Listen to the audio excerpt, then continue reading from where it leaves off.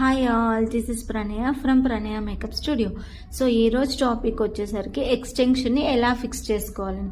So మనం ఎక్స్టెన్షన్ని fix చేసుకునే ఏరియాలో ఫస్ట్ మనము సెక్షన్ తీసుకుంటాం కదా. సో ఆ సెక్షన్ అనేది చాలా ఈవెన్గా తీసుకోవాలండి.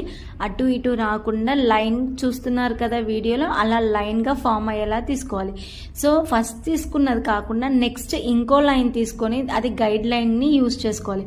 సో మనం ఎప్పుడైనా ఎక్స్టెన్షన్ పెట్టేటప్పుడైనా బ్యాక్ కోమింగ్ చేసేటప్పుడైనా సో హెయిర్ ఎటు డైరెక్షన్లో ఉంటే అటు డైరెక్షన్లోనే మనం బ్యాక్ కోమింగ్ చేసుకోవాలి.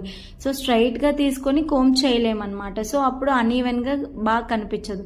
సో హెయిర్ డైరెక్షన్లో మనం బ్యాక్ కోమింగ్ చేసుకొని హోల్డింగ్ స్ప్రే యూజ్ చేసిన తర్వాతకి మనం అది లీవ్ చేసుకోవాలి.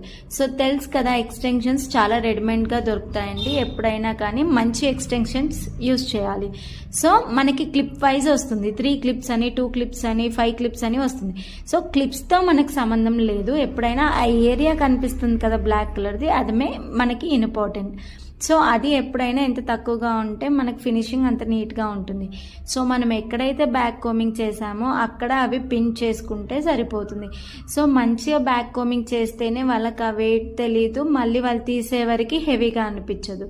సో వీడియోలో కనిపిస్తున్నట్టు కొంచెం ప్లేస్ వదిలేసి మనం పెట్టుకుంటే మనం ట్విస్టింగ్స్ హెయిర్ కానీ ఏదైనా డిఫరెంట్గా యూజ్ చేసినా కూడా బయటికి ఎక్స్టెన్షన్ కనిపించదు. చూస్తున్నారు కదా, మనం 2 హ్యాండ్స్తో పుల్ చేసినా తనకు పెయినే లేదు అసలు.